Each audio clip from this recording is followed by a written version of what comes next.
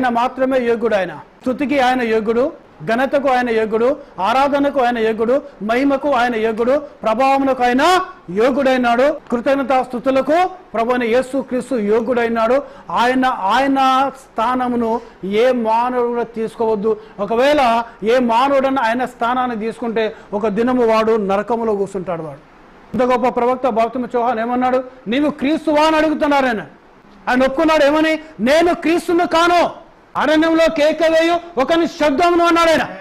దేవునికి స్తోత్రం. హల్లెలూయా, హల్లెలూయా. చూడండి, ఇక్కడ ఈ యొక్క అంత్యకాల ప్రవక్తను విండికేట్ చేయడానికి, ఆయన సేవను రుడిపరచడానికి ఇక్కడ శరీరధారైన యేసుక్రీస్తు లేడు.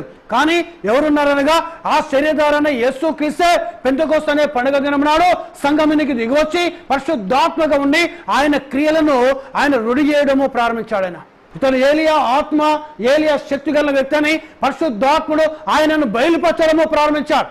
ఎందుకనగా ఏలియా ఆత్మ కలిగిన వ్యక్తి బాప్తిస్మ యోహాను ఎవరిని చూపించాడు?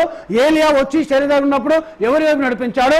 ఎలీషా వచ్చి ఏలియా ఆత్మను పొందుకున్న వ్యక్తి ఎవరి వైపు నడిపించనగా ఏలియా దేవుని వాక్యము నడిపించాడు, ఎలీషా దేవుని వాక్యము నడిపించాడు. బాప్తిస్మ యోహాను శరీరధారైన యేసుక్రీస్తును చూపించాడు.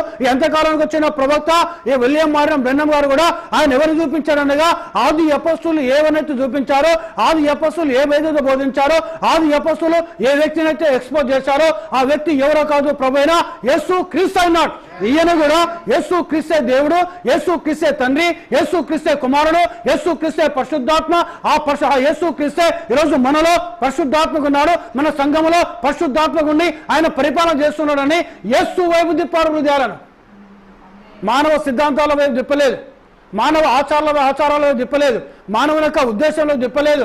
మతాలు ఇంకేందనగా తన వైపు కూడా ఆయన వారిని తిప్పుకోలేదు. ఆయన ఎవరిని చూపించాడు? ఆయన యేసుక్రీస్తును చూపించాడు. ఆయన అందుకే ఇక్కడ ప్రవక్త ఏమంటున్నాడుగా, యేసు స్వయంగా అతన్ని బయలుపరచడానికి శరీరధారికి ఇక్కడ ఉన్నాడు ఇక ఆ పని పరిశుద్ధాత్మ జరిగించును. దేవునికి స్తోత్రం. హల్లెలూయా. యోహానుకు ఆయన చేశాను. ఈ ప్రవక్త యొక్క పరిచయంలో గొప్ప అద్భుతాలు వెల్లడిగను. ఒక ప్రవక్తగా ప్రతి ప్రత్యక్షతను బయలుపరచబడను. ఎందుకనగా ప్రతి ప్రత్యక్షత రుజువు చేయబడను. అతడు విశ్వాసంతో ఆజ్ఞాపించగా అద్భుతముగు ఆత్మకారములు వెల్లడిగను.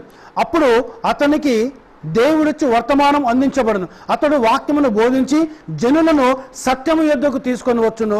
దేవుని యొక్క నిజమగు శక్తిని వెల్లడి చేయను. కొందరు విందురు, కానీ ఎక్కువ మంది ఆచారముల వైపు పరిగిడి ఆయనను విసర్జించెదరు. ఎవరు వింటారట? కొందరు వింటారు, కానీ ఎక్కువ మంది ఆచారముల వైపు పరిగెత్తుకుంటూ ఈ కాలానికి వచ్చిన ప్రవక్తను విసర్జిస్తారట.